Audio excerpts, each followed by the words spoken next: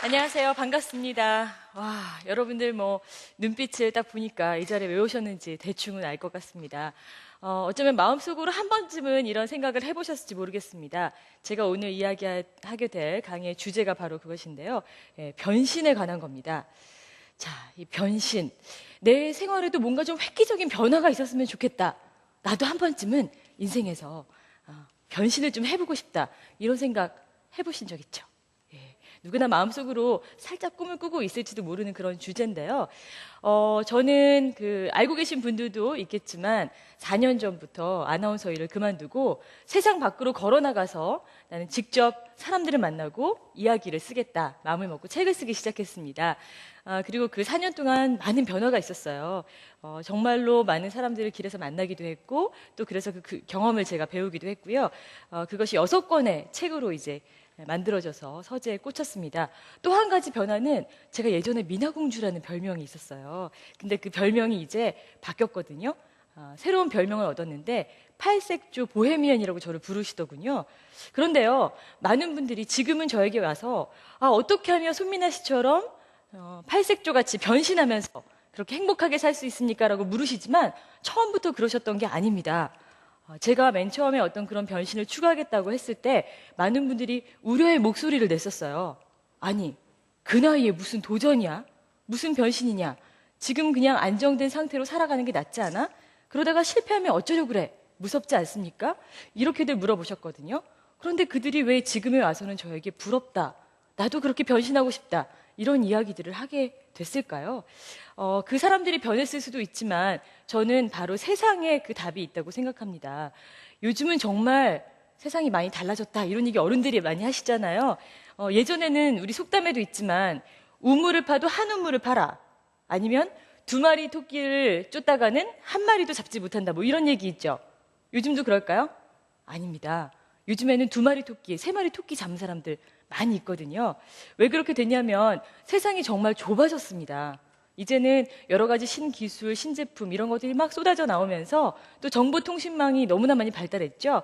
그래서 세상이 아주 작고 좁아졌고요. 그 속에서 우리는 남들이 살아가는 모습을 보고 내가 태어나서 살고 있는 이것만이, 내게 주어진 운명만이, 또 내가 보는 세상이 모든 것은 아니구나 하는 걸 쉽게 알게 됐습니다. 그리고 또 평균 수명이 길어졌어요. 그래서 정년퇴임을 하고 뭔가 한 가지 일을 더 하는 건 기본이고요. 요즘 젊은 사람들은 그거 아세요? 예전에 투잡 쪽이라 그래가지고 2가지 그 직업을 갖는 사람을 부르는 신조어가 있었는데 거기에 만족을 못하고 이제 21세기의 그 인간들은요, 적어도 내가 하고 싶은 일을 3-4개 정도 직업으로 갖는 그런 삶을 꿈꾼다고 합니다. 그래서 제 짐작인데요. 이런 변화가 있을 것 같아요. 지금은 누굴 만나면 이렇게 물어보죠. 당신의 직업은 무엇입니까? 그렇죠? 근데 머지않은 미래에 어쩌면 이 질문이 이렇게 바뀔지도 모르겠습니다. 당신은 몇 개의 직업을 가지고 있습니까? 아마 이미 여러 가지 다양한 활동들을 하면서 자기 실현을 해가는 분들이 많으실 텐데요. 이런 세상이 금방 올지도 몰라요. 자, 왜 그런가 하면요, 이 그림을 보시면 이해가 가실 텐데요. 이게 뭐죠? 하나의 씨앗에서 이렇게 싹이 올라오는 그런 모습입니다. 인간은 누구나가 이런 씨앗과 같은 존재로 태어난다고 저는 생각해요. 그래서 이 싹이 터서 줄기가 자라나고 잎이 달리고 꽃이 열리고 열매가 맺어지는 것처럼 인생을 살아가면서 사람들은 꽃을 피우게 되는데요. 이 꽃하고 인간하고 다른 점이 있다면 꽃씨에서는 한 송이의 꽃이 이렇게 피어날 수밖에 없지만 인간은 여러 송이의 꽃을 피울 수도 있다는 거죠. 장미도 될 수 있지만 백합도 될 수 있고 내 안에는 튤립이 또 들어있을 수도 있는 겁니다. 인생을 살아가면서 내가 어떻게 햇빛을 쏘여주고 어떻게 물을 주느냐에 따라서 한 송이의 꽃도 피우지 못할 수 있지만 또 어떤 사람들은 하나가 아니라 아주 다양한 그 색깔과 향기를 가진 꽃들을 마구마구 피어나는 그런 찬란한 인생을 살 수도 있는 거죠. 여러분 지금 어떤 꽃을 피우고 계세요? 장미 한 송이? 하지만 여러분의 씨앗 안에는 또 다른 꽃들이 많이 지금도 내재되어 있을지 모릅니다. 어서 꽃 피워지기를 바라면서 그것이 바로 변신이 불가피한 이유입니다. 자, 그렇게 되면요. 어떻게 변신합니까? 라고 어떤 분들이 물어보세요. 어떻게 해야지 저도 그렇게 변신을 할 수 있을까요? 자, 그러면 어떤 방법으로 우리가 다가갈 수 있을지를 함께 살펴보도록 하겠습니다. 제가 가장 먼저 여러분께 권해드리고 싶은 것, 바로 이것입니다. 고정관념을 없애라. 우리는요, 너무나 많은 고정관념 속에서 살아갑니다. 자기의 생각 안에 갇힌 사람들은 절대로 변화할 수 없어요. 변신이 불가능합니다.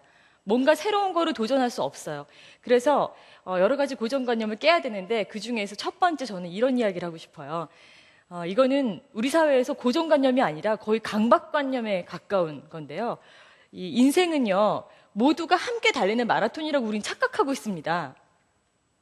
마라톤은 실제로 그렇죠. 하나의 출발선을 가지고 함께 달려나가서 결승점에 같이 다다르게 되는데 인생이라는 그 마라톤은 다릅니다.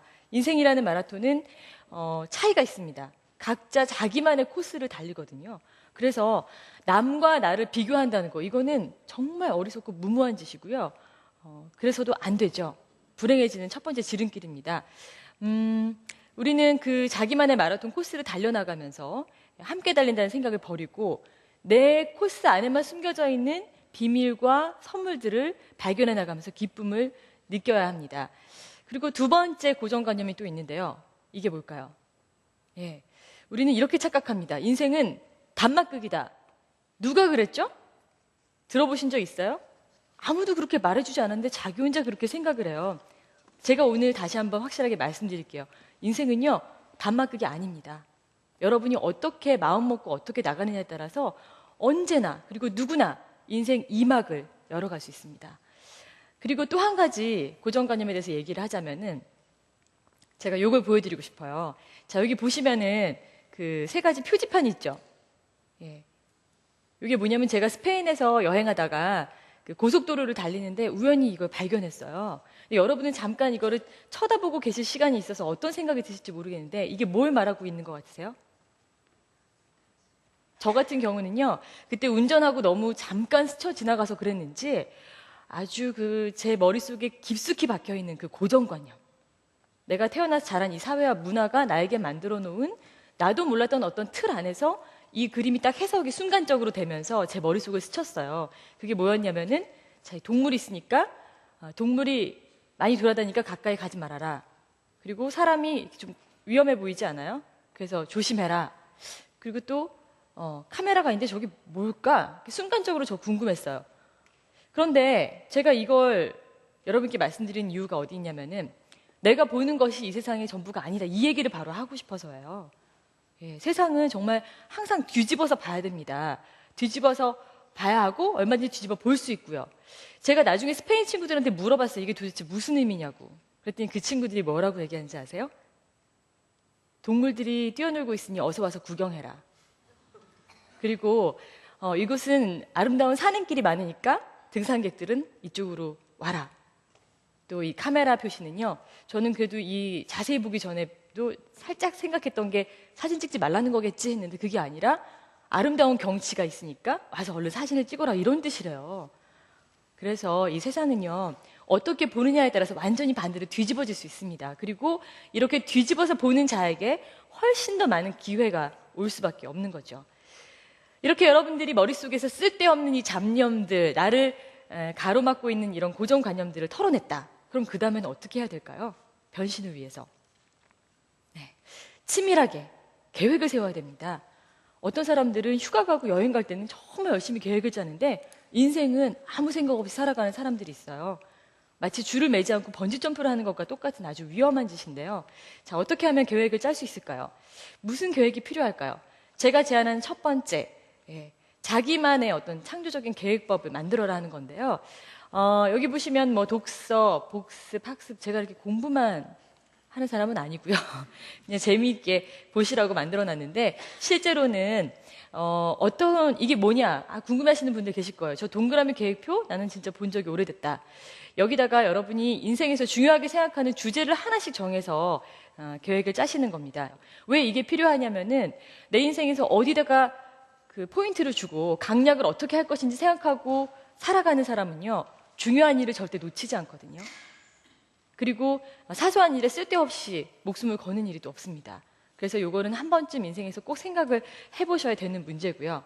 그 다음에는 또 한 가지 저만의 또 방법이 있는데 바로 이겁니다.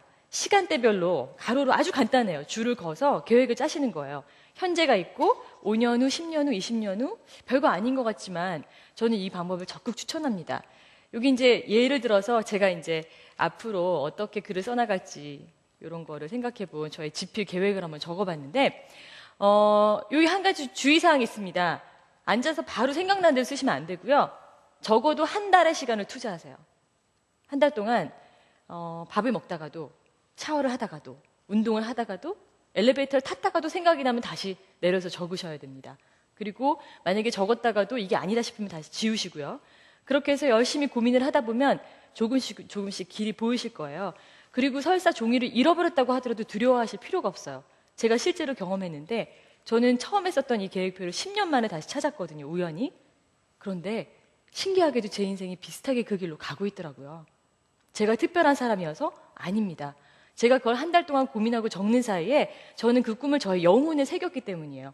그리고 그 꿈을 향해서 이미 첫걸음을 내디딘 거나 마찬가지였던 거죠. 자, 그렇다면은 이렇게까지 계획을 세웠다. 마지막으로 가장 중요한 부분입니다. 실패를 두려워하면 안 됩니다. 실패. 이 사진은요, 저에게 아주 특별한 친구인데 왼쪽에 있는 사람이 저고 그 오른쪽에 있는 친구는 아르헨티나 여행에서 만났던 인티라는 이름을 가진 인디안 청년이에요. 이렇게 봤을 때 여러분 느끼실지 모르겠는데 굉장히 특별한 친구거든요. 정말 수천 년 전의 어떤 그 역사와 문화와 가치관을 그대로 간직한 부족에서 태어나 자랐기 때문에 우리와는 세상을 보는 방법이 완전히 다르고요.